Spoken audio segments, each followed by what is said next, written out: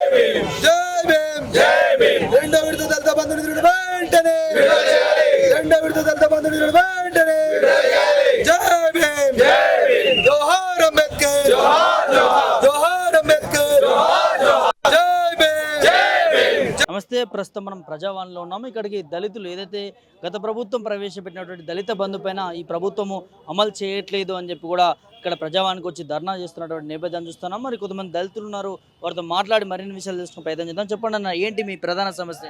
గత ప్రభుత్వంలో రెండో విడత దళిత బంధు పథకం ద్వారా గౌరవ గ్రామ పంచాయతీ ఈఓ గారి నుంచి మొదలు పెడితే గౌరవ జిల్లా కలెక్టర్ గారి దాకా అత్యంత పారదర్శకంగా దళితుల్లో ఎవరైతే పేదలు ఉన్నారో వారిని సెలెక్ట్ చేసి వారికి ప్రభుత్వానికి నివేదించడం ద్వారా పోయిన ప్రభుత్వం 3 లక్షల రూపాయలను కేటాయించడం జరిగింది.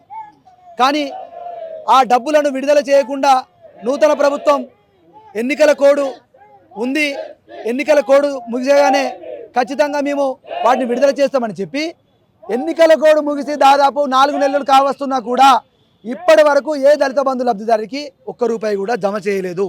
ఖచ్చితంగా వారికి కనువిప్పు కలిగే విధంగా ఈరోజు ప్రజావాణిలో వేల దరఖాస్తులు ఇచ్చి నిద్రపోతున్నటువంటి ఈ ప్రభుత్వాన్ని నిద్రలేపాలనే ఉద్దేశంతో ఈరోజు ప్రజావాణి కార్యక్రమంలో ప్రతి దళిత బంధు లబ్ధిదారుడు, రాష్ట్ర వ్యాప్తంగా గ్రౌండింగ్ లబ్ధిదారుడు ఈరోజు ప్రజావాణి కార్యక్రమంలో మీరు చూశారు వెల్లువల కార్యక్రమాన్ని దరఖాస్తుల ద్వారా మా నిరసన తెలపడానికి ఇక్కడికి వచ్చినాం.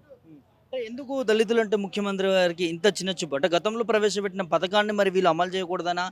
ఎందుకు ఈ చర్యలు తీసుకుంటారు? అంటే దళితులంటే ఎంత చిన్న చూపు అంటే కనీసం మేము 20 రోజుల నుండి గౌరవ డిప్యూటీ ముఖ్యమంత్రి గారి పిఏను గౌరవ సీతక్క గారికి ఇంటెలిజెన్స్ అధికారుల ద్వారా ఒక్కసారి మాకు అపాయింట్మెంట్ ఇవ్వండి, మా యొక్క బాధ చెప్తామని చెప్తే కూడా ఇంతవరకు చిత్తశుద్ధి లేదు. గౌరవ ముఖ్యమంత్రి గారు రేవంత్ రెడ్డి అపాయింట్మెంట్ దొరకాలంటే అది పెద్ద పెద్ద కంపెనీలు వేల కోట్ల అధిపతులు అయితేనే దొరికేటువంటి సందర్భం. మన రాష్ట్రం కాని వారికి కూడా అపాయింట్మెంట్ ఇచ్చే ముఖ్యమంత్రి గారు ఇదే రాష్ట్రంలో దళిత బిడ్డలు ఉద్యమం కాడి నుంచి నష్టపోయి ఉద్యమాలలో ప్రాణత్యాగం చేసిన బిడ్డలకు ఇవాళ అపాయింట్మెంట్ ఇస్తలేరంటే దళితుల పట్ల వీళ్ళకి ఎంత చిన్న చూపు ఉన్నదో మా దళిత సామాజిక వర్గానికి అర్థమవుతున్నది.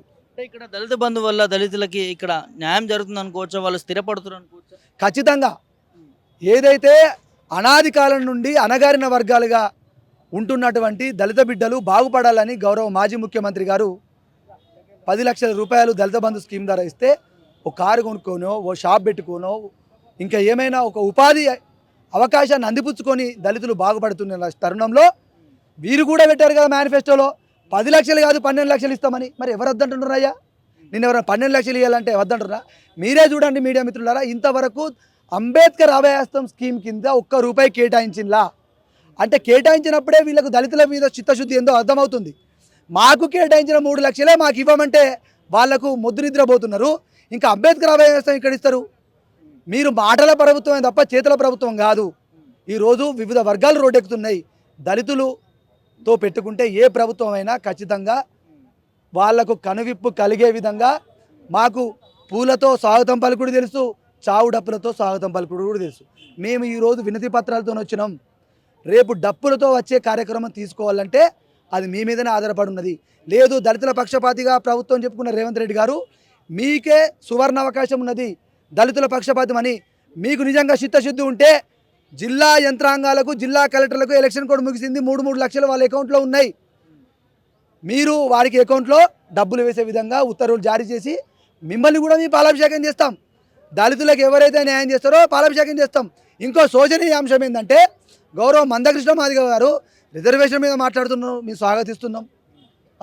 కడియం శ్రీహరి గారు బీఆర్ఎస్ పార్టీలో ఉన్నప్పుడు మొదటి అసెంబ్లీ సమావేశాల్లో దళితులను గొంతు దించుకున్న కడియం శ్రీహరి గారు ఎక్కడికి వేయండు? ఆలోచన చేయాలి. విశారదన్ మహారాజ్ గారు ఎక్కడికి వేయండు? ఆలోచన చేయాలి. మీరు ఇలా మాట్లాడకుండా ఈ ప్రభుత్వం ఏమైనా మమ్మల్ని అక్రమ కేసులు బనాయిస్తుందని మీరు మూర్ఖంగా ఉంటే దళిత బిడ్డల పక్షాన మాలాంటి చదువుకున్న యువకులు ఖచ్చితంగా గర్జిస్తారు, ఖచ్చితంగా వారికి బుద్ధి చెప్తారు, ఖచ్చితంగా దళిత బంధు సాధిస్తాం. ఈ ప్రభుత్వానికి కనువిప్పు కలిగే విధంగా కార్యాచరణను గ్రామ స్థాయి నుంచి రాష్ట్ర స్థాయికి తీసుకొచ్చినాం. రాబోయే రోజుల్లో మీకు పూలతో స్వాగతం పలకాలో, చావు డప్పులతో స్వాగతం పలకాలో మీరే సిద్ధంగా ఉండాలని మీ యొక్క టీవీ ద్వారా వారిని హెచ్చరిస్తున్నాం. ఖచ్చితంగా హెచ్చరిస్తున్నాం. నేను చెప్తున్నా కదా, మీరు దళిత బంధు ఇస్తే ఖచ్చితంగా పాలాభిషేకం చేస్తాం, ఇవ్వకుంటే ఖచ్చితంగా చావు డప్పు ప్రతి ఎమ్మెల్యే క్వార్టర్స్ ద్వారా మోగించడానికి నేను మేము దళిత బిడ్డలందరం సిద్ధంగా ఉన్నామని తెలియజేస్తున్నాం.